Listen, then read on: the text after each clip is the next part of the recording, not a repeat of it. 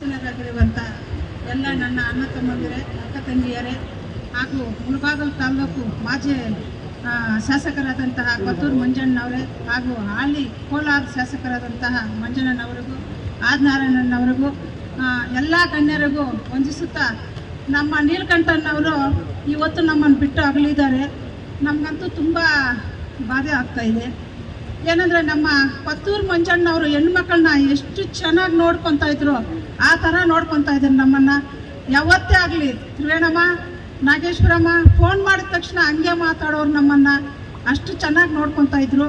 ನಮ್ಮ ಕಾಂಗ್ರೆಸ್ ಪಕ್ಷಕ್ಕಾಗಿ ತುಂಬ ತುಂಬ ಟ್ರಸ್ಟ್ ತಗೊಂಡು ತುಂಬ ಕಷ್ಟಪಟ್ಟು ಅವರು ಹಗಲು ರಾತ್ರಿ ದುಡಿತಾ ಇದ್ರು. ನಾವು ಈ ಸಲೀಮ ಆದಿನಾರಾಯಣನ ಗೆಲ್ಲಿಸ್ಕೋಬೇಕು ಅಂತೇಳ್ಬಿಟ್ಟು ನಮ್ಗೆ ಯಾವಾಗಲೂ ಹೇಳೋರು. ಇವಾಗ ನೀಲಕಂಠನವರು ನಮ್ಮನ್ನು ಬಿಟ್ಟು ಆಗಲಿದ್ದಾರೆ.